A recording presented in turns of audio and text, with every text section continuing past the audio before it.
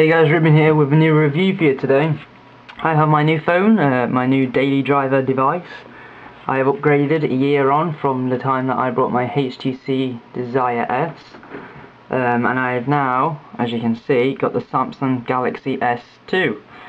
Picked it up off eBay for a fairly good price. There's the box. I didn't do an unboxing because there's thousands of them already on YouTube. There's also thousands of reviews, but I thought I'd give you my own. So we'll start off. This is the Samsung Galaxy S2 I9100 variant. It's the international, I believe it's called, variant, as I live in Europe.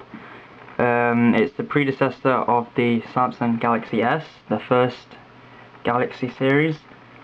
So I want to give you we'll give you a rundown of the hardware first. Start off at the front, why not? As you can see, we have a 4.3 inch WVGA resolution, which is obviously 800 by 480 pixels. Again, not the highest resolution in today's market, but very nice nonetheless.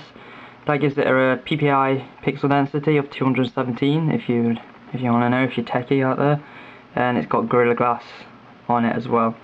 It's a Super AMOLED Plus display, which is, I believe, not the only one in the market. There's a Super AMOLED HD Plus on the Samsung Galaxy Note, but other than that you know, it's one of the best displays out there. I just got a message here, but as you can see, really is an eye-popping display. I'll just place it over there, and you know, even in light, it just looks amazing. You're gonna have to see it up close, but it does look really nice. Carry on the left side, you see that here.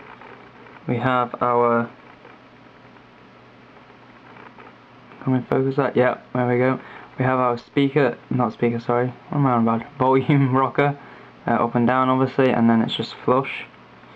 On the bottom, we have our micro USB port, just there. And then on the right side, we have our power button, which is located just at the fingertip here. So that's a very good place. And then at the top, we have, I believe, a mic, just to the left there, and a 3.5mm headphone jack. And then on the back we have our 8 megapixel snapper. I'll probably pause the video here and just give you some image quality pictures, just so you can see what the image quality is like, and then maybe a video. It records 1080p video, obviously full HD, and then you have the 8 megapixel camera with single LED flash.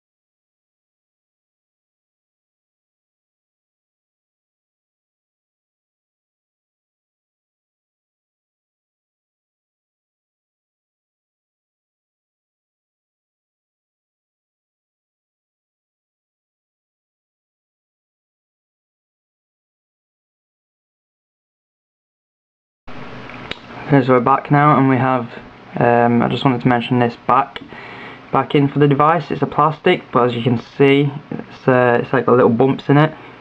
Some people have, you know, commented saying it makes it look cheap. I personally love it. I think it makes it feel great in the hand. We'll carry on with the device, and as you can see, it is incredibly thin. It's 8.5 millimeters thin. I think it's actually 8.49. To be precise, but it's incredibly thin, you know, and that's more or less the whole device other than the bottom where you get this little chin. Just to compare here, I do have another device, the Samsung Galaxy S Wi-Fi 5.0, which has got a bigger screen, but as you can see, huge difference in width. Obviously not that big a difference in size really. 4.3 versus 5 inch is not going to be too huge. But anyway, get back to the device itself.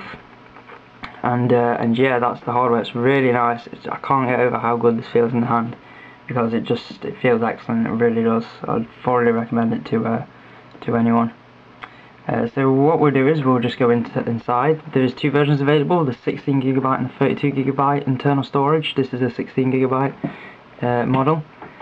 We'll carry on, and it has 1GB of RAM. So you know that's still up there with the top phones, even a year after it was released. You know, well, nearly a year. I think it was April it was released, May time. So yeah, you know, still an incredible amount of RAM in there, which is gonna perform really well.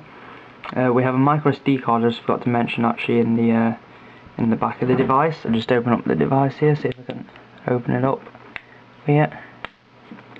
As you can see, the back of the device is fairly flimsy, but nonetheless it's great. As you can see here, we have our SIM card slot, and just underneath there, to take the battery out, is the micro USB. I have a 16GB version in there at the minute. I'll just pop this back on there, just press it down. I think that's it.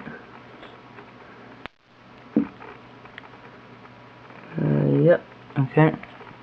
So yeah, we have a gigabyte of RAM, and we also have a micro SD card slot in there. We also have a Exynos processor, Samsung's own variant of the processor. It's dual core, it's Cortex A9, and it's 1.2 GHz. Haven't overclocked it yet, had no need, blazingly fast, and truly it is fast, you know, there's no need to overclock it at all. It also has a Mali 400MP GPU in there, so you know, I've used Quadrant, and I will put a video up later of that. And basically that's getting 60 frames per second in the main 3D test there, so that's very good.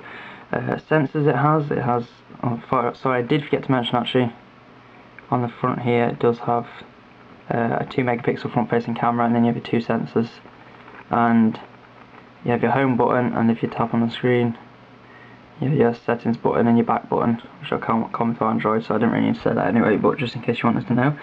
Sensors, it has an accelerometer, a gyroscope, a proximity sensor, and a compass, so you've got some pretty cool settings in there. And there's actually a feature where you hold onto the display and you can do this to zoom in and out on web pages and pictures, so that's really cool. It has FM radio, and obviously supports Adobe Flash. I think that's it. You know, it also has, I believe, a wide range of formats. So yeah, we'll carry on with the review.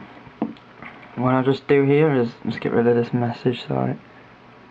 I can't emphasize enough how good this device is, because it truly is one of the best phones I've ever had, a lot faster than my HTC Desire S.